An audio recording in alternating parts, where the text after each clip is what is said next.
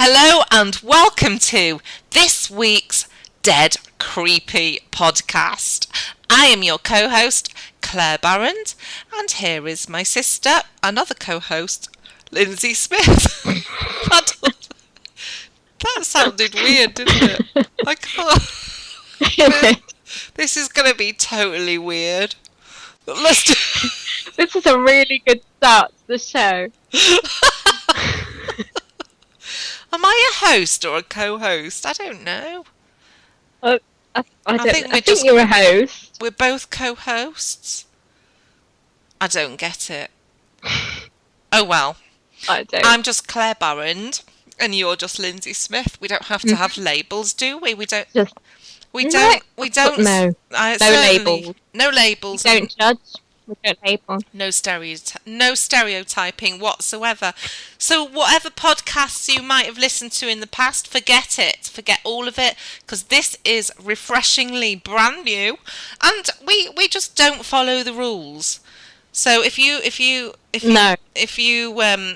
are thinking we should be following a certain format, then forget it. Because this is dead creepy, and this is something completely different. And I think this week we're going to kick off straight into para news. Para news. So this week's para news has to be about the conference that just took place this weekend in Buxton called Para Peak 2017. And we were both there. Yeah. We were, yeah. We were both there, and it was the most fantastic weekend. We had a great time, and there were some really good guest speakers. Lindsay and I both drove down to Buxton from South Wales, and we were there from Friday night until Monday morning, and we're pleased to say it was a very successful weekend, and so we'll tell you a little bit about that, shall we? There was some guest speakers. Yeah, that's a good idea. Well, I think we should, because if you didn't buy tickets, guys, it's too late. You've missed it. Shame on you. Shame on you. Absolutely, shame on you. And also, you did hear it here first. There will be another Para Peak next year. So as soon as So get your tickets early. Exactly. If you don't get your tickets early, I'm afraid you're going to lose out, because it was complete sellout. And this year we had some good guest speakers. I mean, not good. They were excellent guest speakers. We had Kathy Denver, who is an excellent fiction writer, paranormal fiction writer, and she was talking to us about the phenomenon of sleep paralysis, and talked about her experiences on that. She's experienced this for real, and it was incredibly creepy. It was dead creepy. It was dead creepy. Dead creepy. I did have goosebumps when she was explaining the figure that she kept seeing, the hooded guy with no face. Yeah. So yeah, that's I don't envy those. No. Absolutely terrifying, not being able to move, and this guy got closer and closer with each experience. He got closer and closer to the bed when she woke up, and she was completely paralysed, not able to speak or scream. Terrifying. We also heard from Graham Smith, Andrew Elson. Yeah. We heard from Andrew Elson, medium. And we heard from Steve Merra. Yeah. Now, Steve Merra was interesting as well. Yeah. Everybody was interesting. Steve Merra was talking about a documentary he'd done on an investigation in America that was the freakiest case I've ever heard of poltergeist activity. Yeah, so much. I'm definitely going to watch that. If we can get the link to that documentary, we'll put that up on our page, because I want to watch it. It's on YouTube, apparently. Anthony Cherry, the shaman practitioner. Wow. Yeah. I mean, just wow. We've met Anthony before, and he never fails to impress me. I love the stories that he has to tell. I'm absolutely fascinated, and we did a workshop with Anthony, and we all journeyed. Yeah. We did some lower world stuff where we all journeyed to meet our sort of spirit animal, power animal. Power animal. Power yeah. animal. And thankfully, I did that, and during this amazing session, my power animal showed itself to me as an eagle, and I hopefully took from the eagle what I needed for the day. And of course, who have I left out before I mention the obvious? Just that small speaker named Barry Fitzgerald. Oh You might not have mentioned him. Yeah, oh yeah, of course. You might have heard of Barry Fitzgerald. Oh yeah, of course, Barry Fitzgerald. He obviously, anybody who is into the paranormal, if you've not heard of Barry Fitzgerald, then where the hell have you been for the last 15 years? He was in every single episode of Ghost Hunters International, and he's travelled the world, and he did 2 amazing lectures, and I can never get enough information from Barry, and he just has you absolutely captivated. So, oh yeah, there was one more, wasn't there? Who was that other person? There was another one. Yeah. I don't know, I fell asleep. I was quite bored. Oh, did you?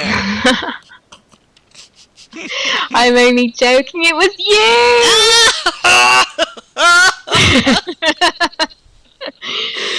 You did a talk and it was brilliant. It was me.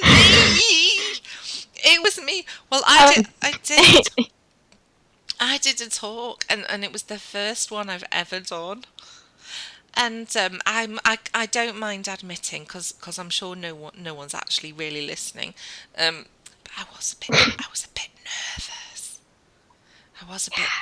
Yeah.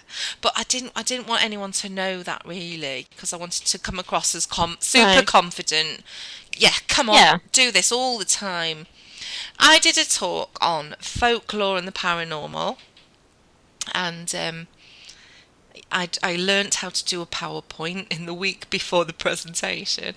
Got my 11-year-old son to show me what to do. Yeah, I was going to say, did you get George to help? Yeah, George, my son, helped. Because he's done loads of PowerPoints. Apparently they do them for school these days in year 6. So he showed me what to do, and I presented. I love folklore. Anybody who reads any of my articles will know that I love folklore. I'm not an expert on it by any means, so I'm not a folklorist. It's just something that I'm fascinated by. We're all drawn to different areas of the paranormal, I think.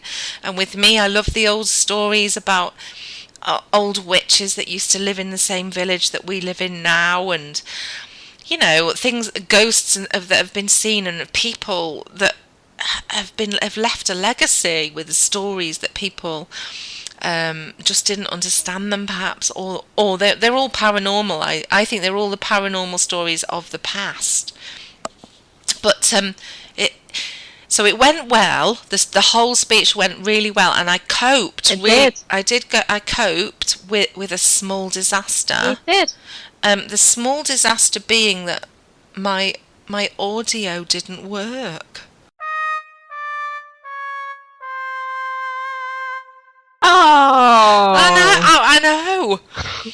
So basically, part of my folklore stories was about where we live, which is Clydach Gorge in South Wales Valleys. Okay, if you look it up, guys, Clydach Gorge. There are 2 Clydachs in South Wales. There's one near Swansea. Get the right one. Get the right one, because this is not it. We're in the gorge, Clydach Gorge. And the smaller one. It is the smaller one. The area we live in is historically a mining and ironworks town. So we have canals and we have railway tunnels that are now all disused and abandoned. And the railway tunnels run through the mountains, and they used to carry the coal and the iron. So instead of having to go like over the mountain and over the moors, they would cut through the mountains. And of course, you know, these railway systems have now all been closed down and they're just abandoned. So we did some investigating there, didn't we, last year? We did.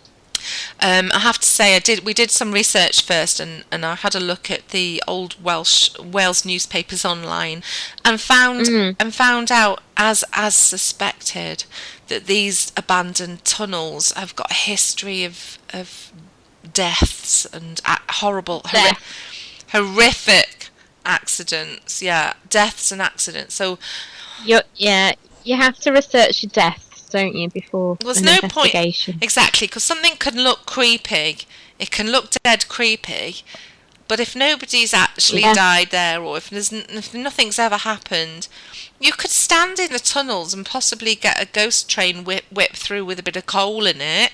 I'm not sure quite how creepy that would be. But who wants that? I don't want that. We want to speak to people that have died there.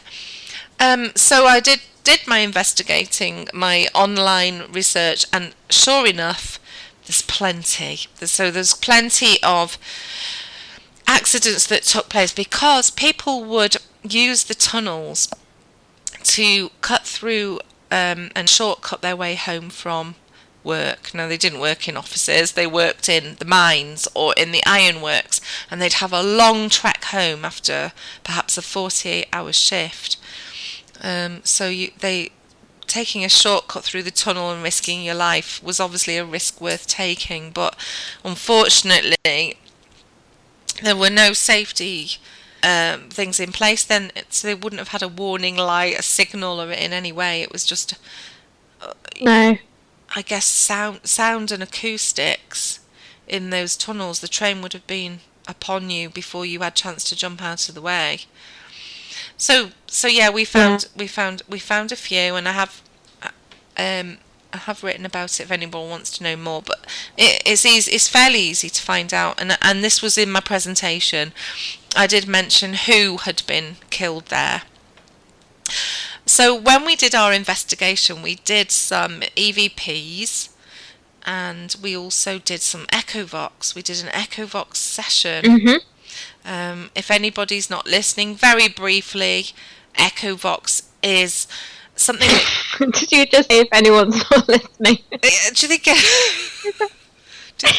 anyone is listening? I'm not sure if they are.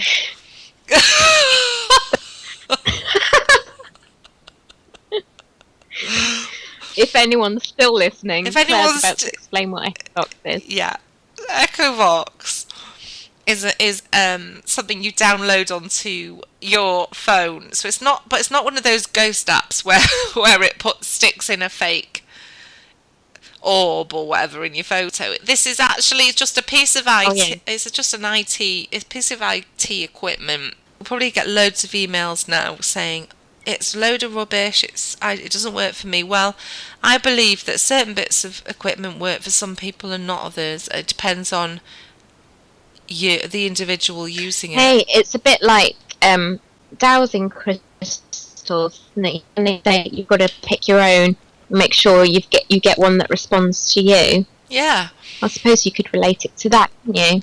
Exactly, because I don't particularly have an affiliation with any piece of paranormal equipment. To be quite honest, you and Islands, we prefer to use just ourselves, don't we? We're experiencers. Yeah. So we prefer to experience paranormal. We're not there to take data down and log it and prove it to anyone. So if we have a spirit box, but I honestly can't think of one occasion where that spirit box has worked.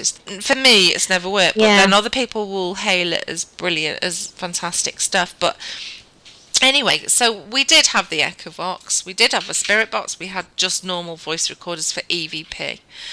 But that's what I was going to play in my talk. I wanted I bigged it up. I talked about the tunnels. I talked about the deaths and everything.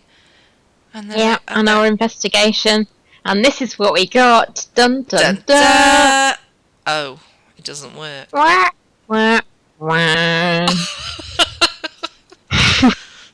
So I tell you what I'm going to do. If anybody was at Parapeak 2017 and are listening to this podcast right now, which I really hope they are, because I did kind of give it a bit of a plug whilst I was there, I'm going to play it. I'm going to play it now. Okay? And this is what we got. What I want you to do is listen out for the words that are spoken through the Echovox that are relevant and intelligent answers to what we were saying. And I'm going to play it. I hope you can hear this now. I'm waiting. Can you hear that? I should. Don't forget to run. Did you hear that? Yeah. Train. Did you hear what it said? Don't forget to run. Yeah. Quick, it's coming. Yeah. Train. Then he said, don't forget to run. So we were pretty freaked out when that happened at the time, and totally blown away with it, and it happened. So it's made me want to go back to the tunnels again now after listening, because it's kind of revived that. So I think we need to go back and do more Echo Yeah, Box. it's been a while. It has, and it's only, only I think we should go back. Well, about half a mile from where we live. So we should be there. Yeah. We should be there right now. It was good. I just had another sip of my wine. I heard the clunk. Did you hear the clunk? Did I give it away? Yeah. I should be saying it's actually my herbal tea. It's actually my herbal tea. Right. So I was going to go on to, whilst we're on Power News, what is current right now is we are, I'll tell you what we're really loving at the moment is, and we wanted to mention this, Ebervale Paranormal Society. Yes, their Facebook page. They've got a Facebook page. It's brilliant. And it's fairly new, isn't it? Well, I think so. I mean, it may have been there a while, but they recently did a big advertising campaign and have suddenly got quite a lot of new members. But yeah, it's really good because, I mean, especially for us, because it's local. Ebervale is, 6 miles away from where we live? Yes. And people are invited to just give their stories, their paranormal tales, and that's what I think a Facebook paranormal group should be about. A lot of the groups just have speculation and adverts, but this one's really good. There's a lot of really good content coming through on there, so I'm loving it as well. Me too. I absolutely. It's good, and also because we recognise the places that they talk of as well. So it's like, oh my god, that happened there. We drove past there. That's so cool. Exactly, and it's refreshing to see, because people are afraid to post their stories, aren't they? Because for fear of being ridiculed and, well, that's fake, or that's a hoax, or I don't believe you. Yeah. Which is really sad in the paranormal world. And this Facebook page is everyone's invited to just tell us your story. It doesn't matter what it is. It's people who experience things as kids, and there's all sorts on there, and we're really enjoying it. So well done to the guys that are running that page. We're absolutely loving it. And one of the stories this week that I did not know that this had happened, but somebody posted up that they remembered a case of spontaneous human combustion. And it took place on the Rasser estate in Ebervale. Am I right in thinking it was a 73-year-old man? Or was it 70s with an 83-year-old man? I've got it here. It was in 1980. Okay. It was a 73-year-old man called Henry Thomas. So anyway, it was mentioned, and anyone said, does anyone remember it happening? And then a woman commented, somebody tagged somebody, and then this woman came forward and said, oh, I live in that house now. I mean, I remember as a kid, I mean, maybe 10 or 11, I remember reading about spontaneous combustion and being absolutely fascinated and horrified at the same time about this. People couldn't quite explain it, but scientists had a theory, but Yeah. it seemed really weird. And to find out that it happened just down the road from us Yeah. is quite weird. It is weird. And it made national news. I mean, people are linking the articles, aren't they, that Yeah. are online. Yeah.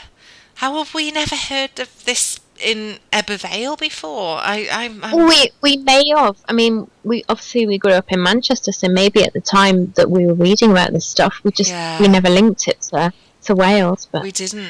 yeah, it's amazing. It's I'd love to know more about it. I mean, science always has an explanation, doesn't it? It But does. maybe there is something paranormal. Yeah. Well, that's right. I mean, Well, why doesn't the building burn down? It's just it's crazy. And so we had to look into this, and so basically, we all know that the most reliable source of information is Wikipedia. So, absolutely, so of course. you start with Wikipedia. So this is what Wikipedia has to say about spontaneous human combustion. Okay, so SHC is a term encompassing reported cases of the combustion of a living or very recently deceased human body without an apparent external source of ignition. In addition to reported cases, examples of the phenomenon appear in literature, and both types have been observed to share common characteristics regarding circumstances and remains of the victim. So there's lots and lots of it talks a little bit about the characteristics that are common. So the recorded cases, and bear in mind there's not a lot of cases are not recorded, but this is what they have in common. The victims are usually chronic alcoholics. Right. Shit, we better not drink any more wine. Is it like the fumes coming off and then Must be. catch fire? They are usually elderly females. Well, Henry What's-it up the road was No, he? he was not. He certainly was not. 3, the body has not burned spontaneously, but some lighted substance has come into contact with it. Okay, interesting. Lighted So, maybe if cigarette, maybe? yeah, that's all I can think of. Something as lit it, or maybe an ember from the fire or something like that. Okay, 4, the hands and feet usually fall off.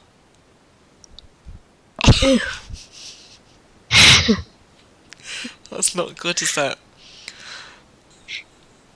Okay. The fire has caused very little damage to combustible things in the contact with the body. So if you were sat on a sofa... See that?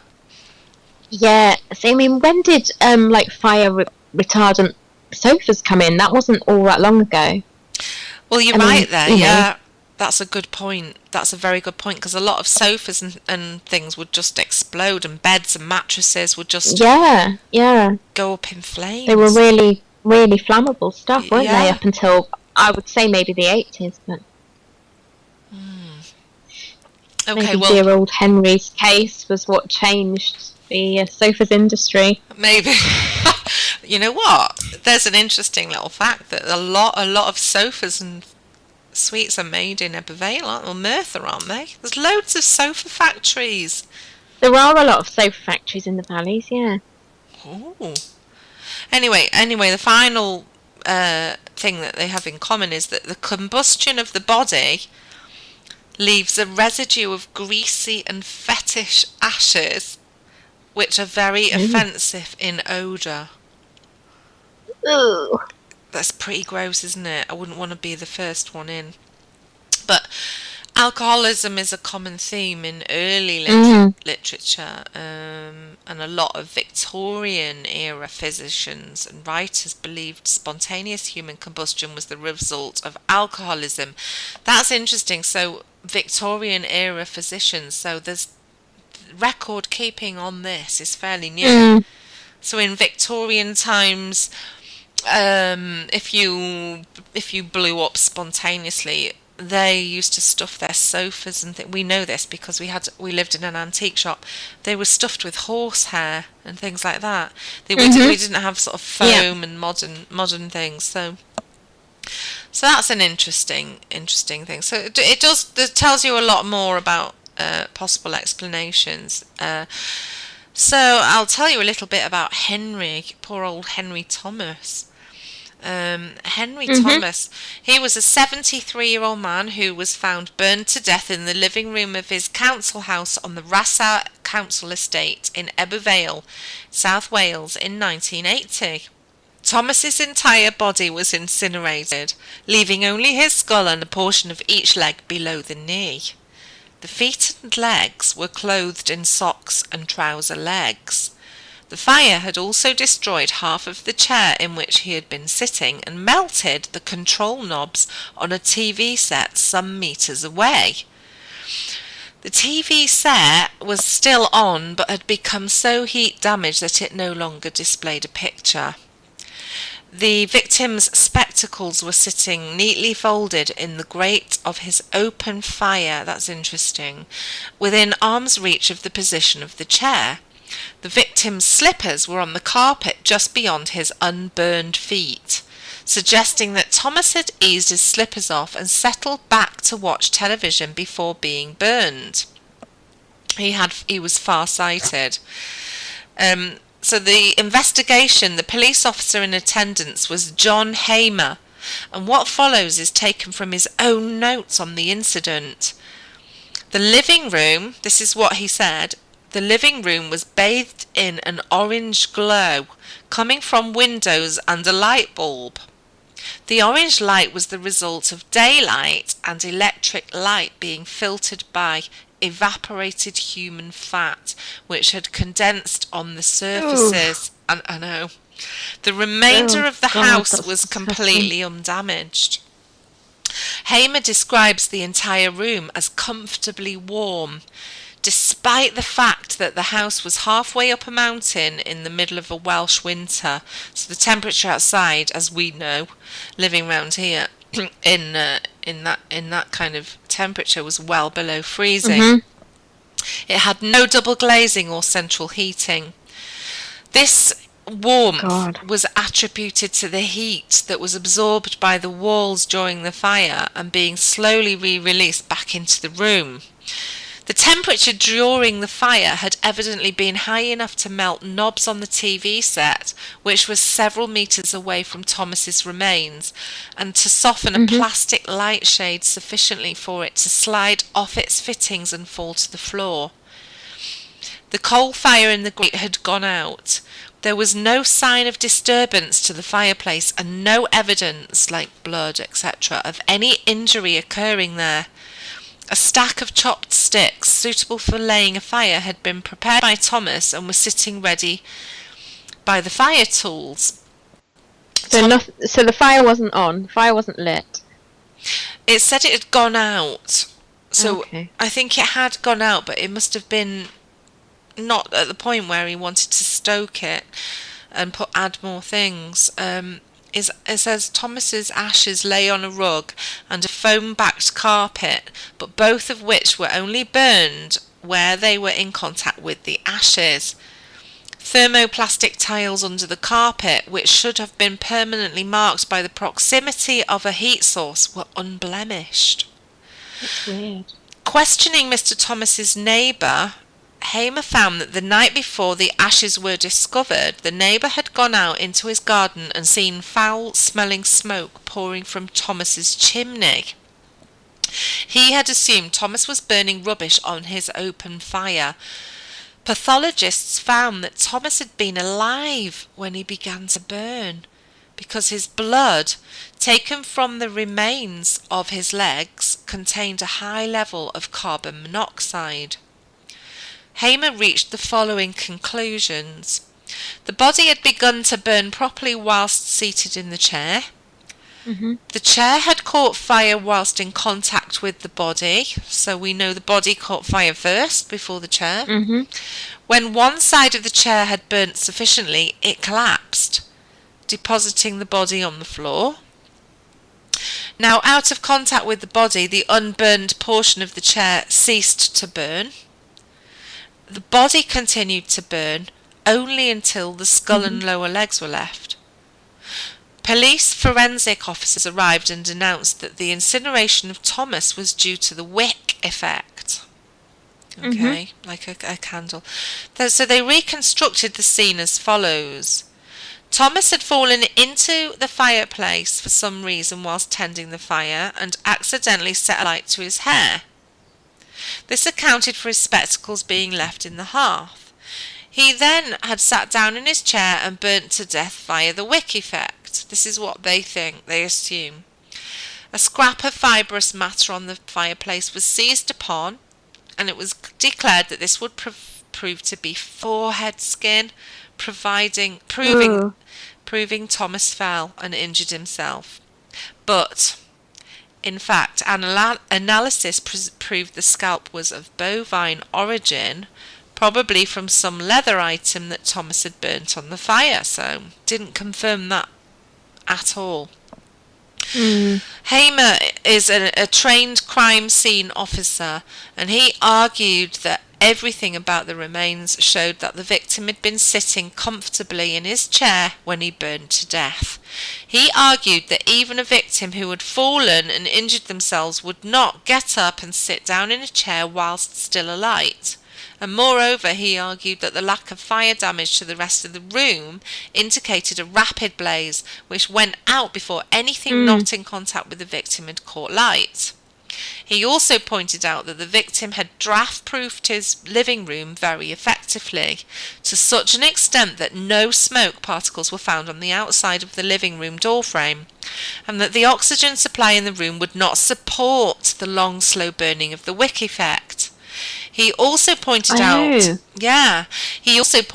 the remains of the victim's trouser legs were undamaged, except for some very narrow burned fringe where the remains terminated. And lastly, Hamer described this fringe as though the clothes had been burned through with a laser beam. This, he said, indicated something different from the wick effect, but the eventual conclusion was ruled death by burning, as they said he'd plainly inhaled the contents of his own combustion. And that's it. That is fascinating. It is. It's really, really strange. And quite often with paranormal phenomenon, science does not. It can't explain it. No. It literally can't explain it. So they have to give a cause of death. So it was death by burning, but that is the weirdest thing. And I've not really looked into this before, and I'm absolutely fascinated by it. I know who'd be really good on this subject. Who do you think we should ask? Anthony Cherry, because he talks about elements and their effect on homes. Yes. He's spoken about upset homes with like water elements trapped in it, because every element has an energy. Yeah. I wonder what his take on it would be. Yeah, it would be a fire element. And it was, maybe. That would be interesting.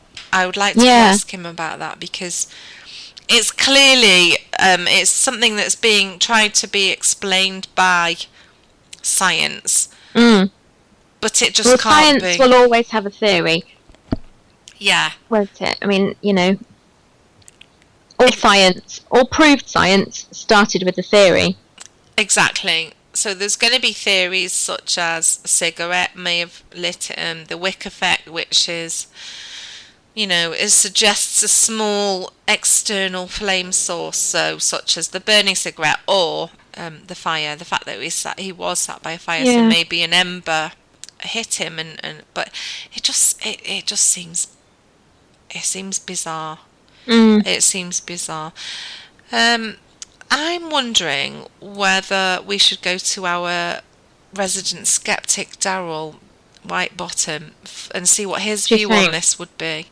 Yeah, I'd like to know what a skeptic's view is. I mean, if this can be explained by something scientific, then I'm sure he would know. So, shall we ring him You'd and think, find out? Right. Yeah, let's have a chat with Daryl. Right, let's go to skeptic's view. Skeptic's View.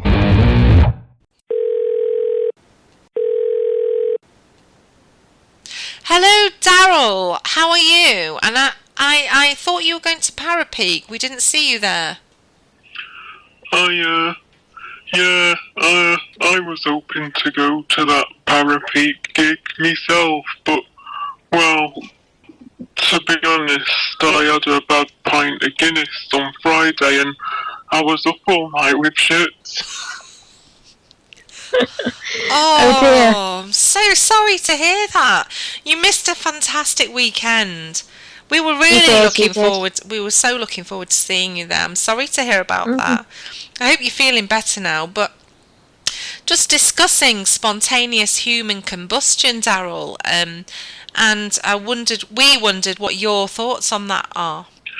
I've experienced spontaneous combustion myself. Really? Wow, that's brilliant. That's so cool. Yeah. really, what can you tell us about that then? It were my mum's budgie, it were.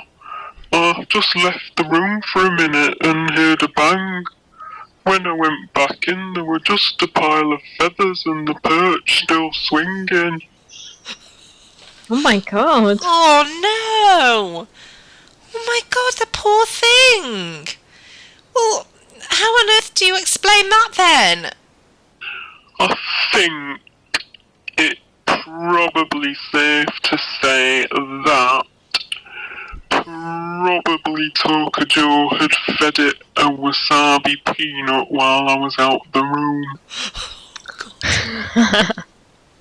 Oh, Right. well, they are hot. They're really hot, aren't they? They are quite. Oh my god. Oh my god, I bet your mum was so upset, Daryl. No, she never liked it anyway. Oh dear. Oh, well, she never liked the poor thing. Why didn't she like it? She said it gave her creeps because it couldn't blink. Yeah, I don't think budgies have eyelids. Oh, is that true? Mm. Ah, so they never blink. Oh, poor thing. Poor thing. But maybe that would explain a budgie. It's a small creature, isn't it? It's tiny, so maybe a wasabi peanut would have that effect on a budgie. I can't say I've ever tried it, and we wouldn't recommend that listeners at home would ever try it. Please don't experiment with that. But what about a human being? Well, I wonder if he'd eaten a whole bag of wasabi peanuts. Or maybe some jalapeno peppers or something. Oh! I mean, did they even have wasabi peanuts in the 80s? No, I think it's quite a new thing, Mm. Maybe if you're going on that theory, maybe you'd had a vindaloo or something. But then again, how many Yeah, people... maybe. But so many people eat hot, spicy foods, then we'd all be blowing up all over the country, wouldn't we? If that was true, wouldn't we all be Well, exploding? it's true. We'd all just be exploding. Well, talking about curries and food, because I'm actually having a curry for my tea tonight. It's actually a nice vegan curry. Go easy on that. I'll go easy on it. I will keep. Thankfully, I'm not on an investigation tonight, so I can eat that. But Daryl, I've got to ask you, what you're having for your tea tonight? I just had a look and my mum's not been shopping, so there's only Hello Kitty pasta shapes left in cupboard. Oh God, Oh dear. that sounds dire. Well, how on earth can you make Hello Kitty pasta shapes interesting? Maybe You could add some wasabi, maybe. maybe a bit of wasabi sauce with it. Maybe not. Daryl, thank you for your thoughts on that. And we'll say goodbye. Bye. Oh, bless him. That poor Budgie. Yeah, R.I.P. Daryl's mum's Budgie. that's a really sad story. I'm really upset about that, poor Budgie. Poor thing. That's awful. That's put a right downer on the show. It has. I hope they kept one of its feathers as a little memorial. Poor thing. Oh dear me.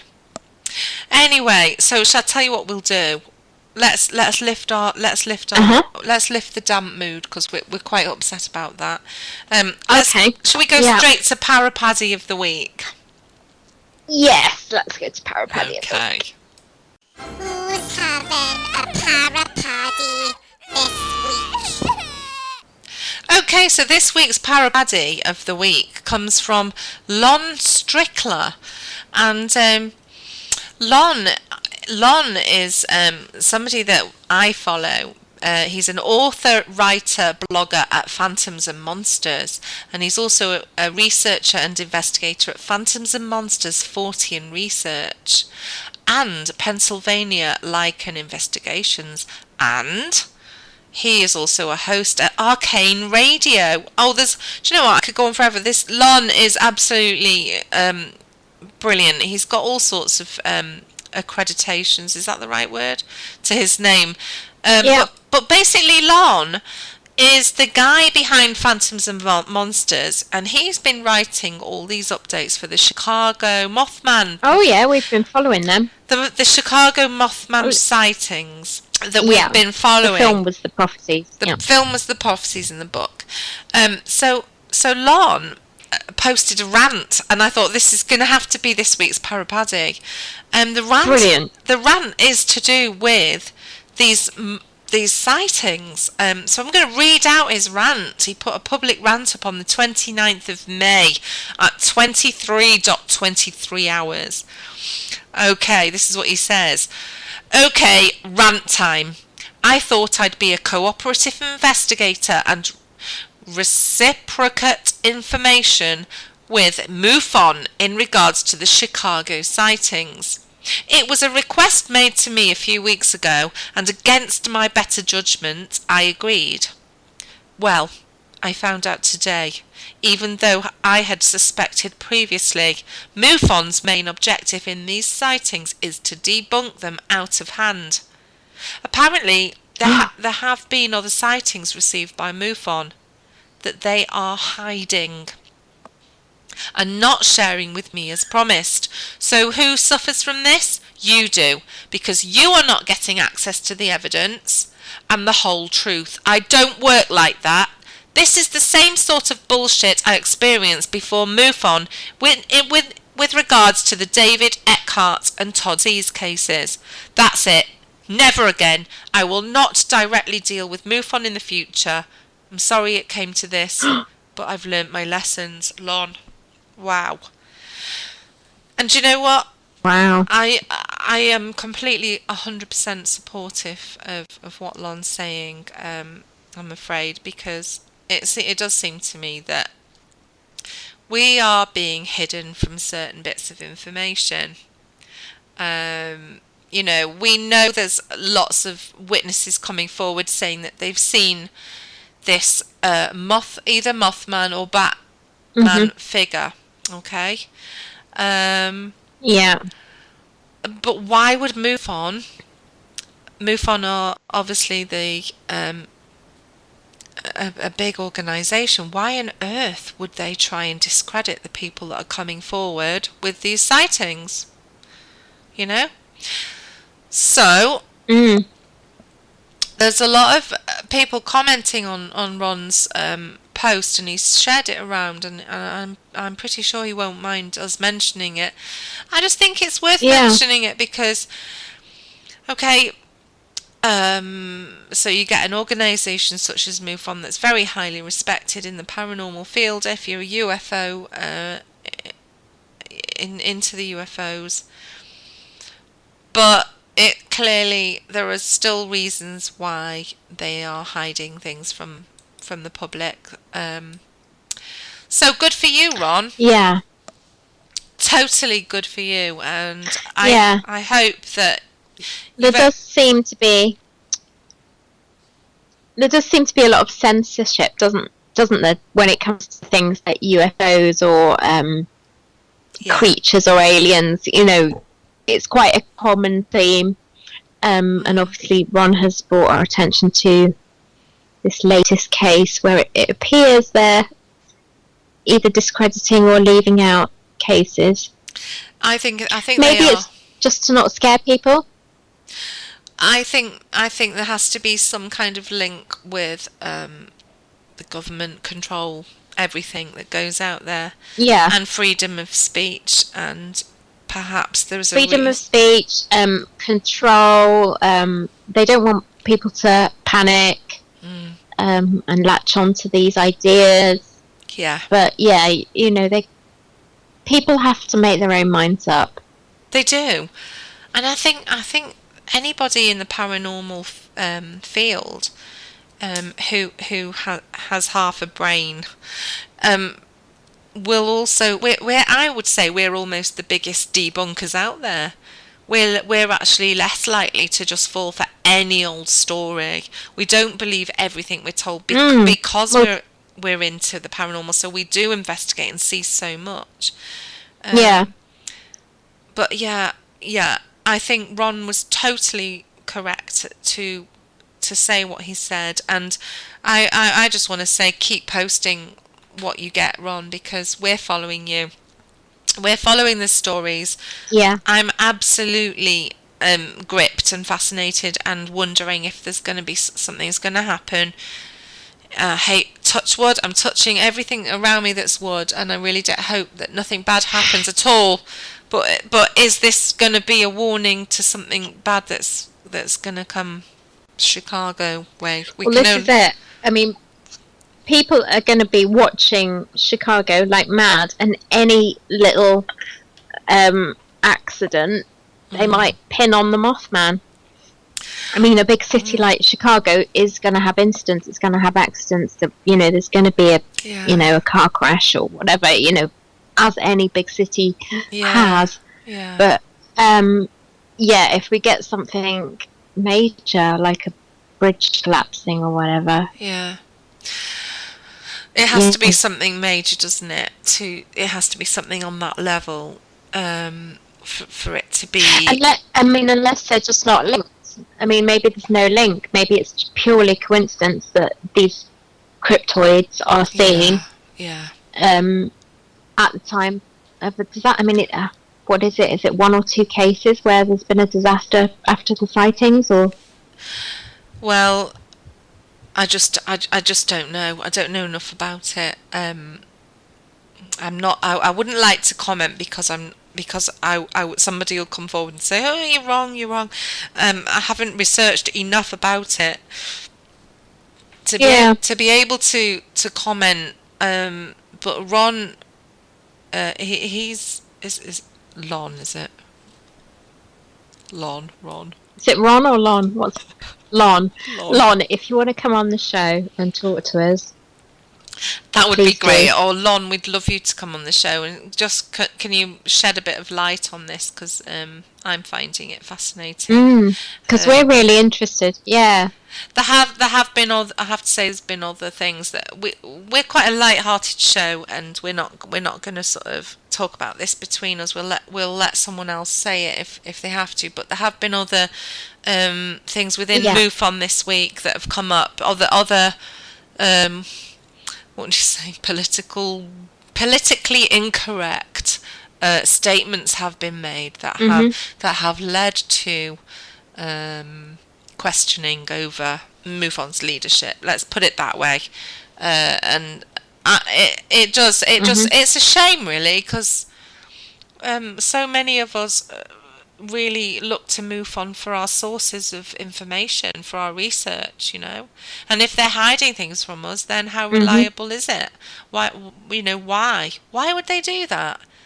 Who are they to choose between the verifying which witnesses are reliable and which isn't? Surely a sighting's a sighting. Let us decide. Why don't you let us decide which ones we believe and which ones we don't? So we'll move on to our final part of the show, which is emails. Has anyone emailed us this week? Yay! I don't know if anyone has emailed us. Let's have a quick check. Let's have a little look. All right then. In inbox. Click. All right, hang on. There's one here from a Holly Darian. I've not actually opened this. I'll open it now. Okay. Hi, I'm out in your town looking for a good time tonight. Oh, okay. I don't think that's a Oh. No, she No. can't. No. Oh, we've not had any other emails. Well, what about Dr. VR Gray? He's not emailed back, has he? What's happened to him? Has he stopped listening to us? I hope not. Maybe he's just listening to us back to back. Oh yeah, he He might doesn't have be. time to email. Maybe that'll be it. He's not quite sure what to say. Well, we've not had any other emails. That was it. Oh, that's a bit disappointing. No. Come on. Yeah. Please, listeners. Maybe we've got one listener in Skegness that doesn't have a proper computer and they're going into an internet cafe to listen to us especially, and then they don't email us at the end of the show. We'll have to provide a postal address for those that still write letters and use stamps. Do you think there is anyone that does that these days? Not that I know of. Well, right, if you are listening in Skegness and it's you, we're on Facebook, okay, and we're also on Twitter. So if you've downloaded this from Podbean or iTunes, you can find us on Facebook. Put Dead Creepy Podcast Wales UK into Facebook search and you'll find us. You'll see the logo, which is the black background and the red dragon's eye, and you can send us a message, okay, and then we will read it out on our show, because that's what we want. Surely that's not the end of our podcast. Yeah, there was definitely something else I wanted to talk about. Definitely. I know what it is. Oh, how could I forget this? What is it? We're running a competition. Oh, yes! This is the most important bit of the whole show. Okay, how many of our listeners like Star Trek? Hello? Long pause.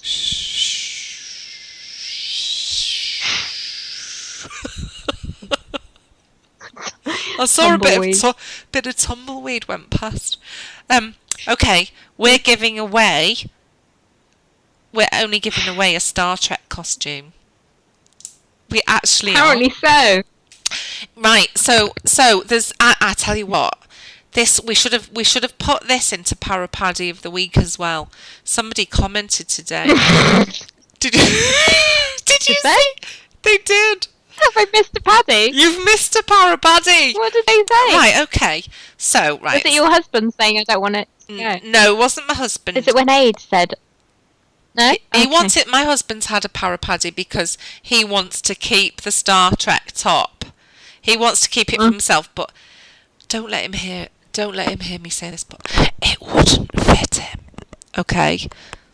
So he's not having it. Plus, I actually wouldn't be seen dead if he wore it out. Because I'm not actually a Star Trek fan. Which is awful. And please don't tune out. If you want me to be a Star Trek fan, then please convert me. But I'm not. Okay? But this Star Trek top, No. this Star Trek top, it's green and black, and it's got first officer. Are we going to tell them the history? Shall we tell them the history? Are we going to tell Yeah, okay. that we won it? We won it at Parapeak. You won it at Parapeak. We won it at Parapeak. But we didn't know. Yeah, I didn't know it was a Star Trek top. I didn't actually know it was a Star Trek top. I just thought it was a really crap running top.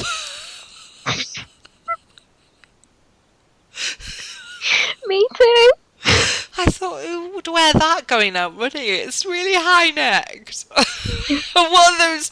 And this is really. Yeah, what were these pins on the collar things? Yeah, What's like that all about? there's 3 brass buttons on the collar. Apparently that means your first officer ranking in Star Trek. Yeah. Okay, so here's the Parapaddy. This is the Parapaddy that we should have had. Basically, on the label inside this top, it says it's Deep Space Nine.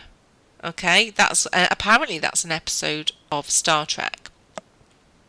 Oh yeah, it's like Right. Universal Studios and all. Paramount Studios label Deep Space Nine top. Well, somebody has messaged saying it's not. It's not Deep Space Nine. It's actually the Next Generation. That top. I know. No. Yeah. Well, So who we're am false I? advertising. Well, apparently false advertising. I'm sorry, but I wouldn't have a clue which episode it was from. We should just. It's just a We Star should just Trek top. advertise it as a crap running top. Do you want to win a crap running top? We have one. Yeah, it's green and Give black. us a 5-star review and Yeah. send us an email to enter. So all you have to do is go to iTunes, Dead Creepy, right? Just go in iTunes, put Dead Creepy into the search, and we come up. There is a link on our page, and with the competition, it's there. Give us a 5-star review. We've Googled it. We're allowed to do this.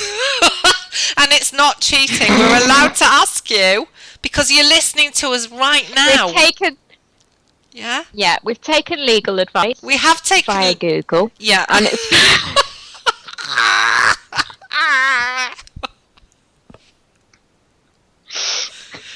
We have. Dr. Google is our solicitor, and he's advised us that this is legal. We're allowed to do it. Please, if you want to win, if you seriously want to win a Star Trek costume, then Deep Space Nine / Next Generation. yeah, What is it? that's New debate. Generation. That's completely Yeah. debatable. You know what? I think we'll maybe Crap. We'll Yeah. Crap I'll tell you running what. top. Let's put a poll up on our page and see. Yes. Let's see if people want to vote. Is this Deep Space Yeah, what is it? Nine? Is it Next Generation, or is it just a crap running top? I don't know. Definitely. Definitely. That's the poll. That's going That's up. the poll. So the poll's going up. But if you want to win it, if you're seriously that sad that you'd walk to Tesco's in one of them tops. Oh, it's not sad. It's not sad. If you like Star Not Trek, sad. it's not sad. But you know, Hey. what? I If you get it, you get it. you get it. And you know what? Apparently, a lot of people are into this cosplay. I'm afraid I don't get it. What? I'm really, really sorry about it. If there's anyone listening, I know Dave Schrader's into cosplay. What the hell's cosplay? Well, like when you dress up as stuff. Like, people... What, like kinky stuff? Well, I don't think it's meant to be kinky, but people like get together and they like to dress up as like their favourite characters from movies and particularly cartoons. So like Spider-Man, Batman, Star Trek, Okay. that kind of stuff. And people get together. I don't know what they do when they actually do get together. They just like to dress up. I tell you what, Linz, our listeners can't see you, but you've got these huge headphones on. You look a bit like that Princess Leia with those great big headphones on the side. Do I? Yeah, You do. It looks like she's got these weird hair things on the side of her head, and that's what you look a bit like. So I just need the gold bikini and I'm sorted. Yeah. So there's a good question. So you'd be Princess Leia. Would you be her if you were into cosplay? What would you dress up as? If you were forced to say a character. I doubt I'd turn up in a bikini anywhere. I would. Who would you be? I don't know. What's a nicely well covered character? Well covered. I don't know. Oh my God, Yoda. You're too tall to be Yoda. Who could you But be? I am very wise. You are. So who could you be? You know who I think I'd have to be? Although she's not that well. Who? Well, she's not well covered, but she is who I really, really, really look up to. Wonder Woman. Wonder Woman. Yeah. Well, me. And she's very current. Well, yeah, I've got to go and see that movie. I have to. When I was young, you know, well, I'm young now, obviously, but I mean younger than I am right now. Me and my friend used to dress up in her mum's bras and pretend we were Wonder Woman. She did that thing with her wrist. She had these gold wrist things on, and she'd get. Oh my God! Oh yeah. Oh, she was fab. So yeah, I guess if I could be Wonder Woman for the night, I guess I could get into the whole cosplay thing. Mhm. Although I'd wreck it, I'd look amazing at the beginning of the night if I had the wig, the black wig, the Wonder Woman costume, and I'd have a couple of glasses of wine and end up with my tiara would be skew if. Yeah. I'd be slurring my words and be like, Wonder Woman is brilliant, you know. I love bloody love Wonder Woman. Do you know what I'm? Do you know what I'm dying to see? Like, because it's like Wonder Woman in modern age. Yeah. You don't really get phone boxes, do you anymore? No. So what is going to be her changing booth? Did she change in this? She didn't change in a phone box, did she? That was She did. That was Superman. Was it? She used to go like. She used to just do this thing with her arms and go. Did she? And she just. I've she just definitely seen her twirled. change in a phone booth. Maybe she Definitely did. changed in a phone booth. Oh, I don't know. She must have stolen it, Superman. Maybe because Superman definitely did the phone booth thing. Definitely. Yeah, he did. I'm sure she did as well. Ah. Oh, I don't know. I thought she gonna just have to didn't YouTube twirl. it.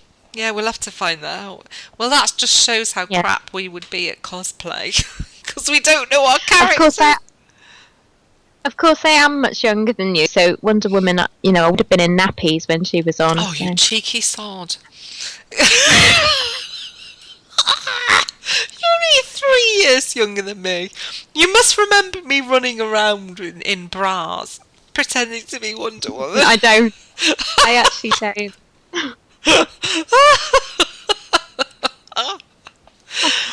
Well, I for one can't wait for that movie to come out. I absolutely can't, and it's totally relevant to the paranormal because it's not normal for women to have those kind of powers, is it? It's paranormal. She had paranormal powers. Yeah, so I don't know who you'd be. You'd probably. I'm sure Princess Leia didn't just wear a bikini all the time. She must have worn. Oh, yeah, she did wear some sheet type outfit at I was some going to point. say, didn't she have a white cloak? Yeah, she did have There a you long So type one. you definitely. That's you then. You're Princess Leia with the cloak, and I'm Wonder Woman. Okay, we've sorted Wonderful, out that. thank you. But we're definitely not Star Trek. So we just need to go to one of these events then. What are they called again? Cosplay. I don't know. event. Do they do them in the UK? I think it's more an American thing. I don't know. Okay. I don't know. But hey, you know, if you're into it, can you please enlighten us as to what goes on? As sure as it's nothing kinky, it's just got to be something I'll just come round yours for a brew. dressed Yeah, as just Leia. come round for a cup of tea and a slice of cake. And we'll go to the cinema. I'll tell you what we'll do. Okay. Let's try and get into it, because we shouldn't make fun. Okay. No. When Wonder Woman comes out, we will go and watch it, and we'll do a Facebook Live. A dead creepy Facebook So when Wonder Live. Woman comes out, we're going to the cinema. You're dressing as Wonder Woman, and I'm dressing as Princess Leia. Oh, God, I don't think we could do that. Yeah, well, maybe we should. We're going to get some strange looks in... Yeah, we get some really weird looks in Bryn Mawr Cinema. But we could... Right, we're going to the earliest showing, Yeah. so nobody will be there. Yeah, and it'll be like 2 o'clock in the we'll do that. afternoon. And we will do a Facebook Live, and we'll see. Let's see if we can get into it and see what. Let's get into the mindset of cosplay fanatics, and find out what it's all about. But if you are into Star Trek, you go to our Facebook page or Twitter, and you can enter. Yeah. And we're going to be drawing. But even if you're not into Star Trek, enter the competition. Well, yeah, come on. Do it anyway, because you know what? If you're not into Star Trek, you must know somebody who is. And it saves you buying them a Christmas present, doesn't it? If you win it, that's their Christmas present sorted out. So do that. Enter. It's just one top. It's a size extra large. So it would fit a man or a woman. Which isn't very big though, is it? No, really? It's not huge. I mean, I don't want to make out that it's well, I don't know. It's a generic size, isn't it? So somebody who's like anyway, I don't know. It's stretchy. Yeah. It has some elastane in it. It's got a bit of give. It's got a bit of give, and it's definitely worth it. And do you know what? If it doesn't fit you, and you're really into Star Trek, what you could do is frame it and stick it on your wall. It'd be fantastic. Yeah. You just got to be use your imagination and be artistic. That's what I think. Yeah. Okay. Right. So I think what we'll do is say good night. And we will finish as we always do. So wait for the music at the end. You will get a creepy bedtime story. Okay, we always tell a bedtime story only 4 or 5 minutes long at the end of our podcast. So stay tuned in for the ghost story, and we will say good night, and we will see you next week. And actually, I think our next podcast episode is going to be incredibly exciting because we're interviewing Greg Lawson.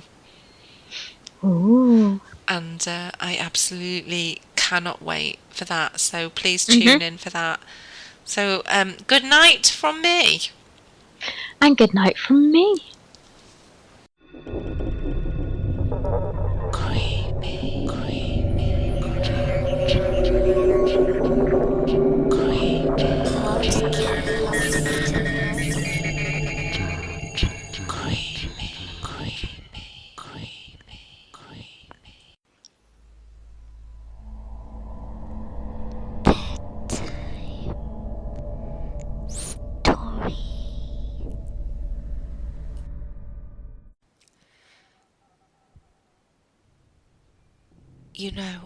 It was on a night just like this when a little girl went missing in these woods. The rangers say her name was Cassie, and she had gone camping with her Girl Scout troop. That first night, when everyone was gathered around the campfire, the little girl ignored what she had been taught about sticking with her camp buddy. She heard a little rustle in the nearby brush and thought she might catch a bunny to keep as a pet. She quietly snuck off after the sound. It wasn't very long until her camp buddy noticed that the girl was missing, and she told the scout leader about it. The rest of the girls were ushered back to their cabins, and the scout leader and a few of the moms gathered their flashlights and set out to look for the girl. A short time later, a terrible thunderstorm blew in, making it impossible to keep looking for the missing camper. The moms decided it was best to turn back and continue the search after the storm had passed. After all, the little girl wasn't one of their daughters. However, the scout leader refused to give up. With her hair plastered to her face by the rain and the lightning flashing all around, she bravely walked into the woods, calling the little girl's name. The sound of her calling could be heard over and over until it faded away. When the moms arrived back at the cabin, they discovered that the little girl had found her way back on her own, and except for a few scratches, was none the worse for wear. The violent storm continued through the night, but all was still again by morning. However, there wasn't sight nor sound of the scout leader. The moms alerted the park rangers, and a search party was formed, but not a trace was ever found of the missing leader. That was 10 years ago, but some people say you can still hear her ghost calling out the little girl's name. Cassie! Cassie!